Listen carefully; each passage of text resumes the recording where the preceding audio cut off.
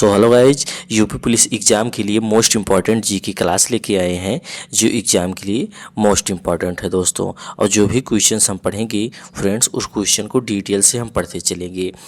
जैसे कि जो भी क्वेश्चन पढ़ रहे हैं उसको हम जितना हो सकेगा अंदर तक उस क्वेश्चन को डिस्क्राइब करते पढ़ते चलेंगे। तो दोस्तों आप लोग भी अपना स्कोर चेक करते चलिएगा कितना सही है, और कमेंट बॉक्स जरूर कीजिएगा कितना सही है कमेंट में। चलिए दोस्तों, पहला क्वेश्चन, भारतीय संविधान का संरक्षक किसे कहा जाता है? भारतीय संविधान का संरक्षक किसे कहा जाता है? तो इस क्वेश्चन का राइट आंसर सर्वोच्च न्यायालय सही जवाब हो जाएगा गाइज। सर्वोच्च न्यायालय ऑप्शन सी क्वेश्चन का सही जवाब हो जाएगा। इस क्वेश्चन रिलेटेड देख लेते हैं सारे फैक्ट। जो है, स्थापना 26 जनवरी 1950 को हुई थी। मुख्य न्यायाधीश की नियुक्ति राष्ट्रपति करता है, ये आप लोग पॉइंट ध्यान रखिएगा। जो है, मुख्य न्यायाधीश की नियुक्ति राष्ट्रपति करता है। संविधान का संरक्षक कहलाता है। अनुच्छेद 32 जो है मौलिक अधिकारों की रक्षा करता है। किसकी? हमारी मौलिक अधिकारों की रक्षा करता है, आर्टिकल 32। इसी को ही बाबा साहब ने जो है आत्मा कहा है, संविधान की आत्मा कहा है। किसको? आर्टिकल 32 को। चलिए दोस्तों, दूसरे क्वेश्चन की तरफ देखते हैं। भारत का शेक्सपियर किसे कहा जाता है? भारत का शेक्सपियर किसे कहा जाता है? तो इस क्वेश्चन का राइट आंसर कालिदास सही जवाब हो जाएगा। ऑप्शन बी, कालिदास को भारत का शेक्सपियर कहा जाता है।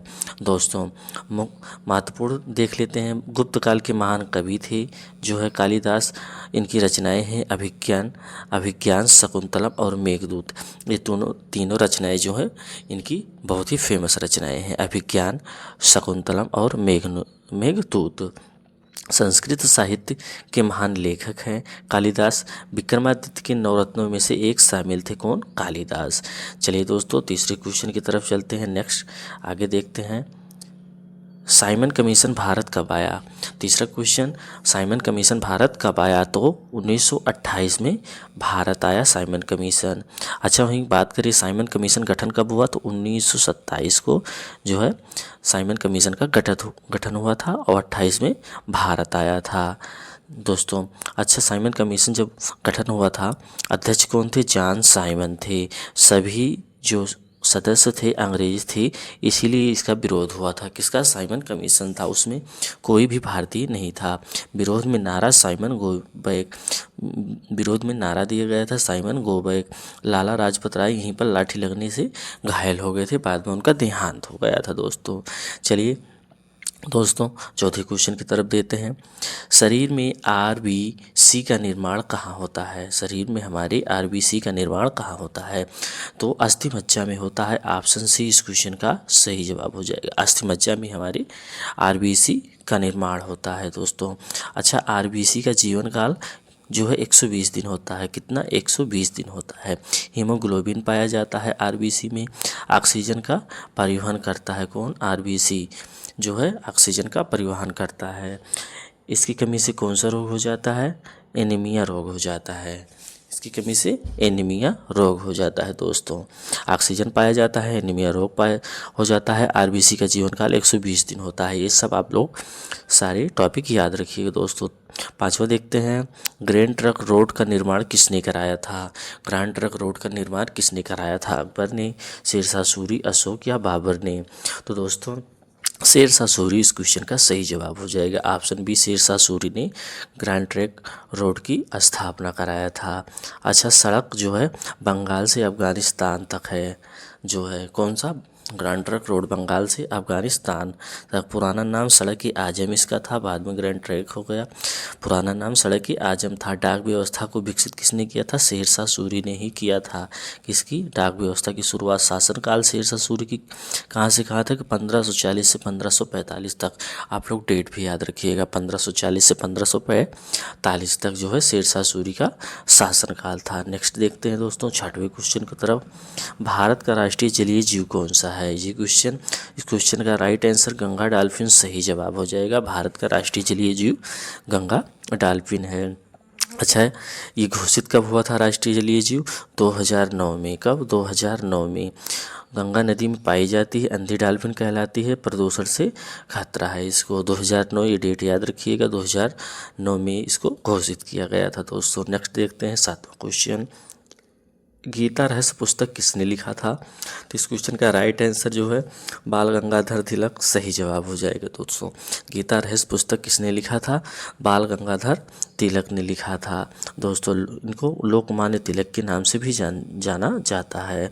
किसको? बाल गंगाधर तिलक को लोकमान्य तिलक के नाम से भी जाना जाता है। पर प्रसिद्ध नारा इन्होंने कौन सा दिया था? स्वराज मेरा जन्मसिद्ध अधिकार है। ये नारा किसने दिया था दोस्तों? लोकमान्य तिलक ने।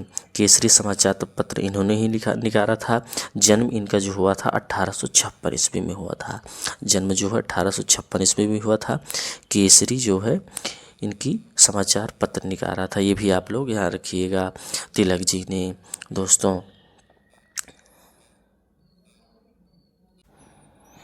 8वां क्वेश्चन देखते हैं दोस्तों। विश्व का जो है चीनी का कटोरा किस देश को कहा जाता है? विश्व का चीनी का कटोरा किस देश को कहा जाता है? तो क्यूबा सही जवाब हो जाएगा दोस्तों। क्यूबा को विश्व को चीनी का कटोरा कहा जाता है। ऑप्शन सी जो है इस क्वेश्चन का क्यूबा सही जवाब हो जाएगा। गन्ना उत्पादन के लिए प्रसिद्ध है क्यूबा। राजधानी क्यूबा की क्या है? हवाना। ये याद रखिएगा आप लोग दोस्तों। जो है क्यूबा की राजधानी हवाना है। कैरेबियन क्षेत्र में स्थित है। ये किस क्षेत्र में स्थित है? कैरेबियन क्षेत्र में स्थित है क्यूबा और इसकी राजधानी हवाना है। पहले स्पेन का उपनिवेश था। ये सब आप लोग ध्यान रखिएगा। क्यूबा को विश्व का चीनी का कटोरा कहा जाता है। 9वां क्वेश्चन देखते हैं दोस्तों। संविधान का कौन सा भाग मौलिक अधिकार से संबंधित है? तो इस क्वेश्चन का राइट आंसर ऑप्शन बी सही, भाग 3 जो है सही जवाब हो जाएगा। भाग 3 जो है संविधान मौलिक अधिकार से संबंधित है दोस्तों। अनुच्छेद 12 से लेकर 35 तक मौलिक अधिकार है। अमेरिका के संविधान संशोधन से प्रेरित होकर लिया गया है मौलिक अधिकार। भाग 3 को कुल 6 मौलिक अधिकार है हमारे। डॉक्टर जो है भीमराव अंबेडकर जी ने महत्वपूर्ण बताया है। किसको? आर्टिकल 32 को भारतीय संविधान की आत्मा बताया है। कुल 6 आर्टिकल है, 12 से लेकर 35 तक अमेरिका से लिया गया है, भाग 3 में है। चलिए दोस्तों 10वां क्वेश्चन। हरित क्रांति का संबंध किससे है? तो इस क्वेश्चन का राइट आंसर गेहूं उत्पादन से हरित क्रांति का संबंध है दोस्तों। भारत में MS स्वामीनाथन से जुड़ा हुआ है हरित क्रांति। नॉर्मन बोरलॉग जो है इसके जनक है। 1960 के दशक में की शुरुआत की गई थी गेहूं उत्पादन में वृद्धि के लिए। पंजाब में सबसे अधिक इसका जो है प्रेफरेंस मिला था। पंजाब में सबसे अधिक इसको सफलता मिला था दोस्तों। आगे चलते हैं 11वें क्वेश्चन की तरफ। भारत का पहला उपग्रह कौन सा था? तो इस क्वेश्चन का राइट आंसर आर्यभट्ट सही जवाब हो जाएगा। ऑप्शन सी इस क्वेश्चन का सही हो जाएगा। भारत का पहला उपग्रह आर्यभट्ट है। 1975 में इसको लॉन्च किया गया था सोवियत संघ की सहयोग से। इसरो का पहला उपग्रह है। नाम इसका जो है महान गणितज्ञ के नाम पर रखा गया था। आर्यभट्ट महान गणितज्ञ के नाम पर। दोस्तों 12वां क्वेश्चन। जलियांवाला बाग हत्याकांड कब हुआ था? 12वां क्वेश्चन तो 1919 में हुआ था। ये बार बार क्वेश्चन पूछा जाता है। 1919 में जलियांवाला बाग हत्याकांड हुआ था। डेट भी आप लोग याद रखिएगा, 13 अप्रैल 1919 को हुआ था। जनरल डायर ने गोली मारने का आदेश दिया था दोस्तों। अमृतसर की घटना है और रॉलेट एक्ट का विरोध हो रहा था, इसीलिए यह गोली चलाने का आदेश जनरल डायर ने दिया था 13 अप्रैल 1919 को दोस्तों। चलिए आगे चलते हैं 13वां क्वेश्चन। मोनालिसा चित्र किसने बनाया? मोनालिसा चित्र जो है वो किसने बनाया था? तो लियोनार्डो दा विंची ने बनाया था। ऑप्शन सी जो है सही जवाब हो जाएगा। मोनालिसा चित्र जो है लियोनार्डो दा विंची ने बनाया था दोस्तों। आप लोग ध्यान रखिएगा दोस्तों। इटली के चित्रकार थे महान, पुनर्जागरण काल से संबंधित थे। चित्र पेरिस संग्रहालय में है। रहस्यमयी जो है मुस्कान प्रसिद्ध है इनकी पुस्तक। 14वां क्वेश्चन देखते हैं। विटामिन सी की कमी से कौन सा रोग होता है? 14वां क्वेश्चन दोस्तों तो स्कर्वी रोग हो जाता है। Option B scurvy, vitamin C की कमी से स्कर्वी रोग हो जाता है दोस्तों। मसूड़ों से खून आने लगता है विटामिन सी की कमी से। नींबू और आंवला खाया जाता है इसकी बीमारी में। प्रतिरक्षा क्षमता घटाती है। विटामिन सी जल में घुलनशील है। जो है बी और सी जल में घुलनशील है। बाकी ए, डी, के ये सारे वसा में घुलनशील है दोस्तों। चलिए 15वां क्वेश्चन देखते हैं। भारत का लौह पुरुष किसे कहा जाता है? तो इस क्वेश्चन का राइट आंसर जो है सरदार पटेल सही जवाब हो जाएगा। Option B Patel. Sardar Vallabhbhai Patel जी को लौह पुरुष के नाम से जाना जाता है। पूरा नाम सरदार वल्लभ भाई पटेल है। भारत के पहले गृह मंत्री थे। 562 रियासतों को मिले, इन्हीं की वजह से माना जाता है सरदार वल्लभ भाई पटेल को। स्टैच्यू ऑफ यूनिटी जो है गुजरात में है, इन्हीं की प्रतिमा बनी हुई है दोस्तों। 16वां क्वेश्चन, दीन इलाही धर्म किसने जलाया था? तो इस क्वेश्चन का right answer option B Akbar सही जवाब हो जाएगा। अकबर ने दीन इलाही धर्म की स्थापना की थी, बट ये सक्सेस नहीं हो पाया। 1582 में दीन इलाही धर्म की स्थापना हुई थी। सभी धर्मों को मिश्रण करके एक धर्म बनाया था दीन इलाही धर्म। इबादत खाना फतेहपुर सीकरी में स्थित है। शासनकाल 1556 से 1605 ईस्वी तक। आप लोग ध्यान रखिएगा, 1556 से 1605 ईस्वी तक जो है अकबर का शासनकाल माना जाता है दोस्तों। 17वां क्वेश्चन देखते हैं, विश्व का सबसे बड़ा मरुस्थल कौन सा है? 17वां क्वेश्चन, तो इस क्वेश्चन का राइट आंसर सहारा सही जवाब हो जाएगा। विश्व का सबसे बड़ा मरुस्थल जो है सहारा है। ऑप्शन बी सहारा सही जवाब हो जाएगा दोस्तों। अफ्रीका में स्थित है। विश्व का सबसे गर्म मरुस्थल है। क्षेत्रफल लगभग 92 लाख वर्ग किलोमीटर है। कई देशों में फैला है सहारा मरुस्थल दोस्तों। 18वां क्वेश्चन, जय जवान जय किसान का नारा किसने दिया था? तो ये लाल बहादुर शास्त्री ने दिया था। जय जवान जय किसान का नारा लाल बहादुर शास्त्री ने दिया था। ऑप्शन सी लाल बहादुर शास्त्री ने 1965 के युद्ध के समय दिया गया था। कौन? लाल बहादुर शास्त्री जी के द्वारा। भारत के दूसरे प्रधानमंत्री हैं लाल बहादुर शास्त्री। जन्म इनका मुगल सराय में हुआ था। ताशकंद समझौते के बाद जो है समझौता के बाद इनका देहांत हो गया दोस्तों। 1900 क्वेश्चन, भारतीय संविधान कब लागू हुआ? Easy question, but student confuse हो जाते हैं। तो 26 जनवरी 1950 को हुआ था। 26 जनवरी 1950 को हमारा भारतीय संविधान लागू हुआ था। 26 जनवरी 1949 को बना। गणतंत्र दिवस मनाया जाता है। प्रथम राष्ट्रपति डॉक्टर राजेंद्र प्रसाद है। विश्व का सबसे बड़ा लिखित संविधान है दोस्तों। 20वां क्वेश्चन, ऑपरेशन फ्लड किससे संबंधित है? तो इस क्वेश्चन का राइट आंसर श्वेत क्रांति दुग्ध उत्पादन से संबंधित है ऑपरेशन फ्लड। 1970 में शुरू हुआ। वर्जिन कुरियर से जुड़ा हुआ है। एनडीटीपी द्वारा संचालित है। भारत का सबसे बड़ा दूध उत्पादन देश कौन सा है? भारत है वह हमारा दोस्तों। 21वां क्वेश्चन, इनकलाब जिंदाबाद का नारा किसने लोकप्रिय बनाया? तो इस क्वेश्चन का राइट आंसर दोस्तों भगत सिंह को सही जवाब हो जाएगा। ऑप्शन बी भगत सिंह सही जवाब हो जाएगा। इनकलाब जिंदाबाद का नारा भगत सिंह ने लोकप्रिय बनाया था। जो है मूल नारा जो है हसरत मोहानी ने दिया था। मूल नारा जो है इनकलाब जिंदाबाद का हसरत मोहानी ने दिया गया था। HSRA संगठन से जुड़े हुए थे कौन? सुभाष चंद्र बोस, भगत सिंह। 31 मार्च 1931 को शहीद हो गए थे। लाहौर षड्यंत्र केस से जो है प्रसिद्ध थे भगत सिंह। चलिए दोस्तों 22वां क्वेश्चन, रक्तचाप मापने का यंत्र क्या कहलाता है?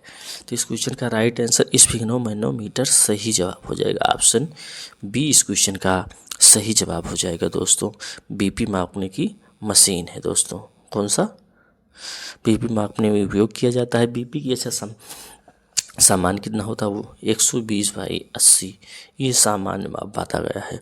उच्च रक्तचाप खतरनाक होता है, हृदय रोग से संबंधित है दोस्तों। 23वां क्वेश्चन, भारत छोड़ो आंदोलन कब शुरू हुआ था?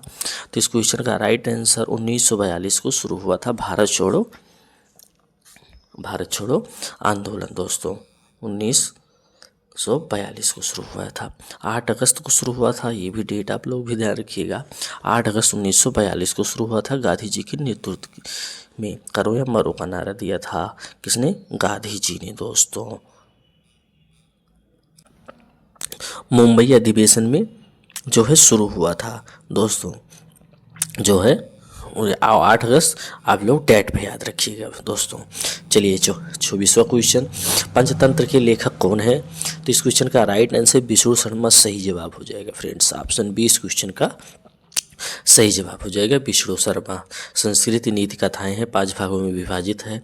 पशु कथाओं के माध्यम से शिक्षा होता है, विश्व भर में प्रसिद्ध है दोस्तों। हमसे जुड़ने के लिए हमारे चैनल को एक सब्सक्राइब जरूर कर दीजिएगा, ताकि आप डेली ऐसे ही जी की तैयारी हमारे साथ कर सके दोस्तों। चलिए लास्ट क्वेश्चन देखते हैं। 25वां क्वेश्चन, भारत की पहली महिला प्रधानमंत्री कौन थी? तो इस क्वेश्चन का राइट आंसर आप कमेंट बॉक्स में ज़रूर बताइएगा दोस्तों, और अपना स्कोर भी बताइएगा 25 में से आपका कितना सही हुआ फ्रेंड्स। और एक सब्सक्राइब और लाइक ज़रूर कीजिएगा दोस्तों अगर क्लास अच्छी लगी हो। वीडियो अंत तक देखने के लिए धन्यवाद।